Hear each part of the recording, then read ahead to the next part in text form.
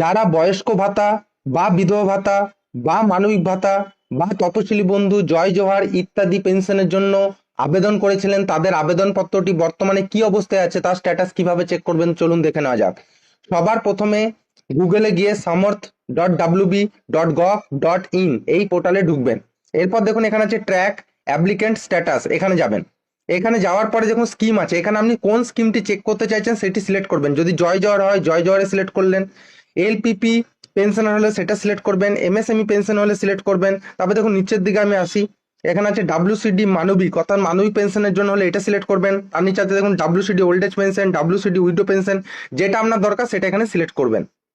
আমি এখানে WCD old age pension select করলাম। এরপর দেখুন আছে সার্চ ইউজিং, মানে আপনি কি দিয়ে সার্চ করতে চাইছেন, মোবাইল নাম্বার নাকি আধার নাম্বার। আপনি যদি মোবাইল নাম্বার দিয়ে সার্চ করতে চান তাহলে মোবাইল নাম্বার সিলেক্ট করবেন, আধার নাম্বার দিয়ে সার্চ করলে আধার নাম্বার সিলেক্ট করবেন। এরপর যেহেতু আমি আধার নাম্বার দিয়ে এখানে সার্চ করতে চাইছি তাহলে আধার নাম্বারটা এখানে দিতে হবে এন্টার ভ্যালুর জায়গায়, আর যদি মোবাইল নাম্বার দিয়ে সার্চ করেন তাহলে এন্টার ভ্যালুর জায়গায় আপনাদের মোবাইল নাম্বারটি দিতে হবে।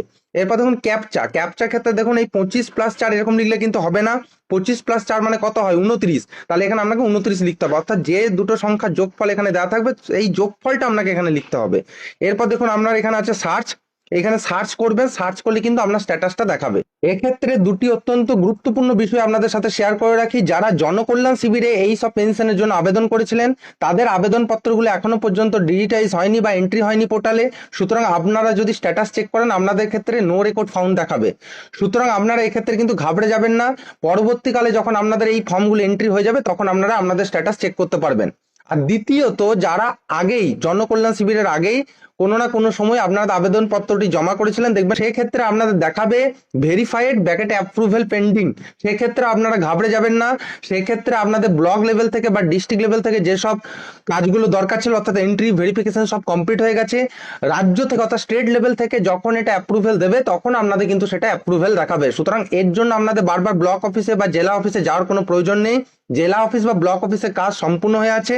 রাজ্য লেভেল থেকে যখন এটা অ্যাপ্রুভেল দেবে তখন আপনারা কিন্তু সেটা অ্যাপ্রুভ দেখতে পাবেন।